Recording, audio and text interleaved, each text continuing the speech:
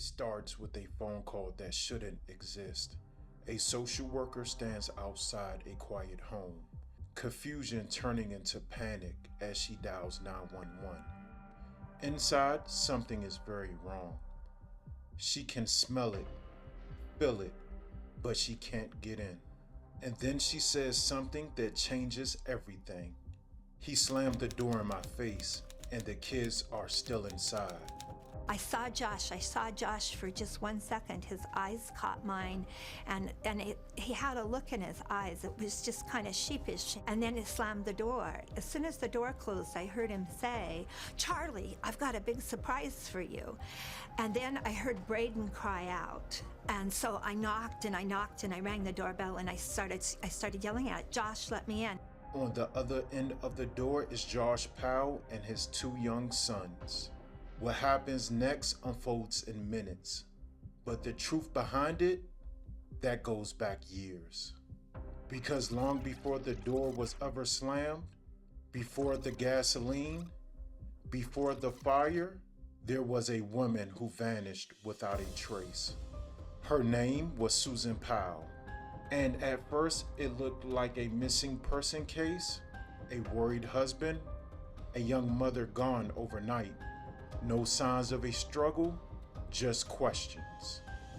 But the deeper you look into this story, the more it stops feeling like a mystery and starts feeling like something much darker. Susan was the kind of person people describe the same way.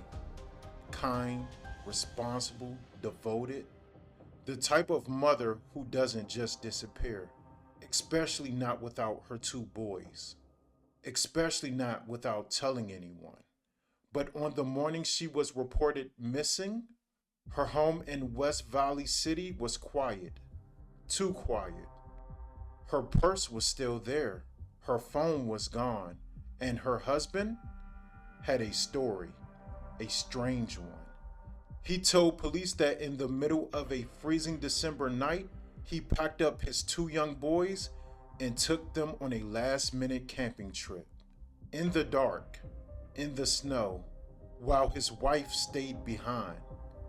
At first it seemed bizarre, then it started to sound impossible, and eventually, it started to sound like a lie.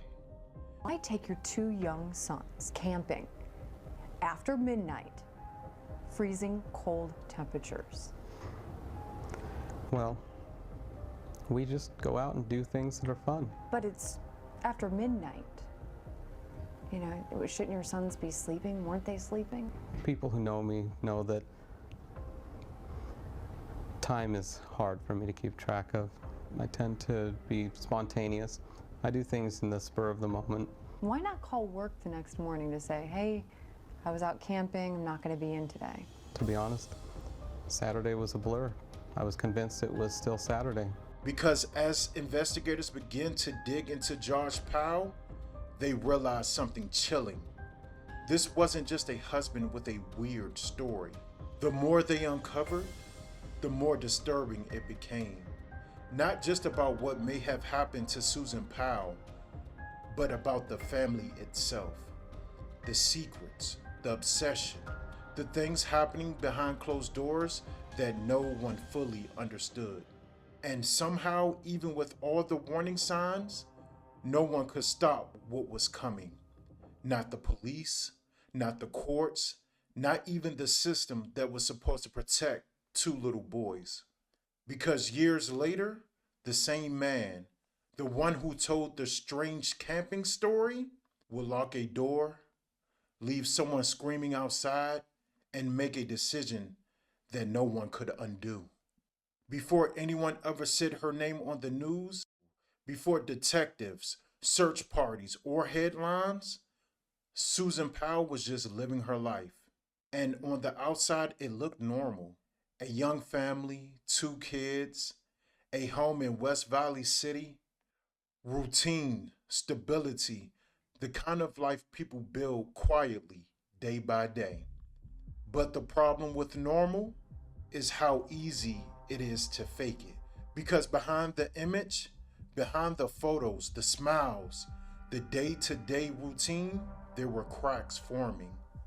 Small ones at first, the kind you don't notice unless you're looking for them. And most people weren't. Josh Powell and Susan met young, and in the beginning, nothing about him stood out as dangerous. Not violent, not aggressive, not someone you'd immediately fear. Instead, it was quieter than that, more controlled, more calculated. People who knew them would later describe Josh in ways that didn't quite line up. Reserved, withdrawn, sometimes distant. Not explosive, just off. And Susan was the opposite. Open, warm, organized. The kind of person who tried to make things work even when they weren't. Over time, the relationship started to shift. Not all at once, not in a way that would set off alarms immediately, but slow, subtly, like something tightening. Josh became more controlling, with money, with decisions, with the directions of their lives. And at first, it didn't look like control. It looked like responsibility. But there's a thin line between leadership and control. And Josh crossed it quietly. Susan started documenting things, not publicly, not dramatically, just privately. This is me. July 29th, 2008. It is 12:33 Mountain Time. Covering all my bases, making sure that if something happens to me or my family or all of us, that our assets are documented. Journals, notes, thoughts, pieces of a life that didn't feel as stable as it looked. And in those writings, a different picture starts to form. One that doesn't match the outside at all. A husband who was distant, unpredictable. Someone who could be cold one moment and normal the next. It makes you question yourself.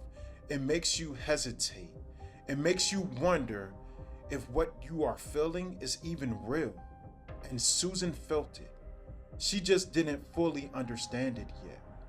Because the truth is, the most dangerous situations don't always feel dangerous at the start. They feel confusing. They feel isolating. They feel like something you can fix if you just try a little harder. And Susan did try. She kept the family together. She took care of the kids. She held on to the idea that things could improve, even as something underneath it all was getting worse. At some point, the tension in Susan's life stopped being just about her marriage, because there was another presence. One that made everything feel off in a completely different way. His name was Steve Powell, and when he entered the picture, things didn't just get worse, they got disturbing. Steve wasn't just a father figure visiting occasionally. He was around, watching, observing, too involved in ways that didn't feel normal. At first, it may have been easy to dismiss. Maybe he was just overly interested in his son's life. Maybe just eccentric. But over time, the pattern became harder to ignore because Steve wasn't focused on Josh. He was focused on Susan Powell. The way he looked at her, the way he talked about her, it crossed a line that no one should ever cross, especially not within a family. Susan was very, very sexual with me. She was very flirtatious. I mean, I'm her father-in-law, and she would do a lot of things that I mean, she was just, she did it, I did. I mean, we interacted in a lot of sexual ways because Susan enjoys doing that. Do you think a part of you started falling in love with Susan? That's pretty likely, yeah. I mean, yeah, I would say so. And there's no question in my mind that the feelings were mutual. And Susan felt it. That constant discomfort, that sense that something wasn't right, that she was being watched, evaluated, fixated on. But Susan documented it all, quietly, carefully, as if a part of her already knew that one day someone might need to see it. Steve had an unhealthy fixation, one that went beyond admiration and into something deeply inappropriate. And it wasn't subtle, not to her. Imagine living in a space where you never fully feel at ease. No, move your hand, move the box. When someone's presence changes the air in the room, where you start adjusting how you move, what you wear, how you exist, just to avoid attention you never asked for. This was Susan's reality. And the most isolating part, she wasn't sure how serious anyone else would take it. Josh didn't stop it. He didn't create distance. If anything, he allowed it. And that silence, it speaks louder than anything else in this story. Pause. As a husband, how could you allow your own father, your own flesh and blood, to allegedly harass, harm, and do this to the most important woman in your life? You're supposed to protect her at all costs. You're supposed to give up your life to protect her and to protect your family. And yes, we might be in the beginning or middle of this story, but this is alarming and this is a red flag. Let's get back into it. Over time, the situation became unbearable, not in one explosive moment, but in a slow, suffocating way. Susan felt trapped between two things: a husband who was becoming more controlling and a father-in-law whose behavior made her feel deeply unsafe. And yet, life kept moving. From the outside, nothing had happened. But internally, everything was shifting, building, tightening. Because when multiple lines start to get crossed, quietly, repeatedly, over time, it doesn't just stay uncomfortable, it escalates. And in Susan's case, it was already getting closer to something irreversible. She just didn't know how close.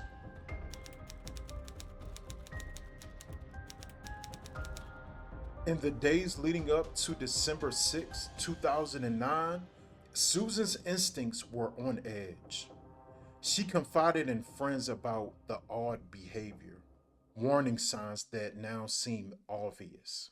Her husband, Josh Powell, was increasingly controlling, and the house, it felt smaller, tighter, more suffocating each day. That night she vanished, Josh told authorities he took the kids on a late night camping trip. But the timeline was inconsistent. The children's accounts conflicted. Something wasn't right.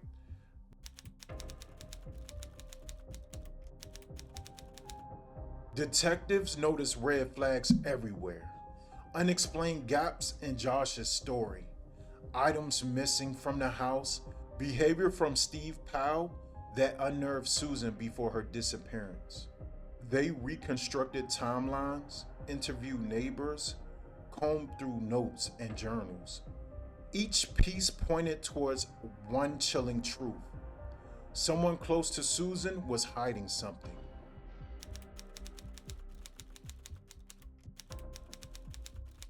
Custody disputes, surveillance, and supervised visitations revealed a man obsessed, controlling, and volatile. The system tried to protect the children, but Josh's manipulation and planning kept him in control. Every visit, every phone call, every detail became a test of patience, nerves, and fear.